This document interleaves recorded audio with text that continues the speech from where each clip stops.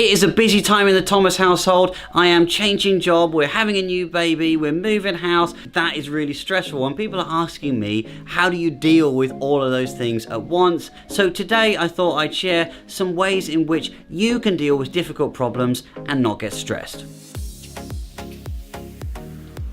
Start breaking your problem down into the steps that you need in order to be able to overcome it. Small steps that you can take on a daily basis, on a weekly basis, that are going to move you towards the resolution that you'd like. If you keep the problem too big scale, too much in your head, it's going to feel really overwhelming, it's going to feel really daunting, and it's going to feel like something that you can't tackle.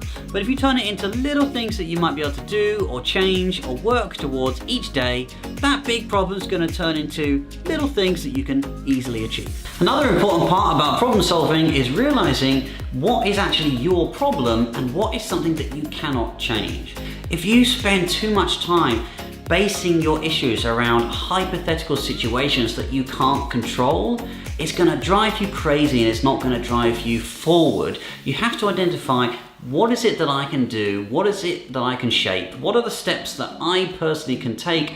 And what other things are outside of my control that I can't change? Know exactly what it is that's actually your problem and not someone else's problem. Oh, it's windy out here. I was gonna do some filming out here, but it's way too windy. It is way too windy to film out here.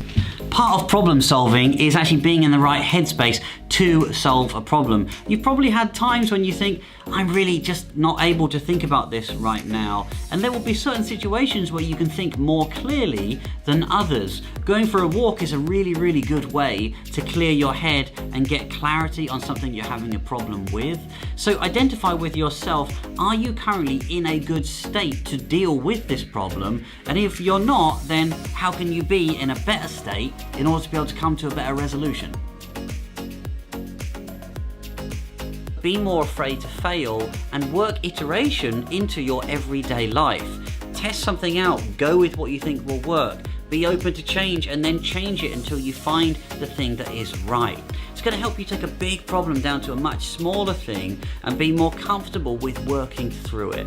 Remember, it's about the net gain. It's about moving in the right direction. And with each fix that you make, moving in a continued direction to break that problem down into something that really isn't a big deal anymore. Have a good support network around you and to talk these things out with other people. Get their reflections, get their feedback, share and air the things that you're having problems with. It's going to help provide a support network for you and it's going to help you potentially realize different way around your problem. If there's time to let it sit and dwell on it, do. Actually just letting it sit and listening to your gut might be a really good way for you to be able to come to the solution that you're going to be happy with. Let them go, let them sit, let you come to a realization rather than trying to force a decision. So that's it. I hope today's tips were helpful. If you've enjoyed these, make sure you give it a like and leave a comment and let me know your ways of dealing with difficult problems. If you haven't already, make sure you subscribe too. There's loads and loads more tips and tricks to help you create better content, grow communities and succeed at what you do. So hit that subscribe button and I'd love to see you again soon. See ya.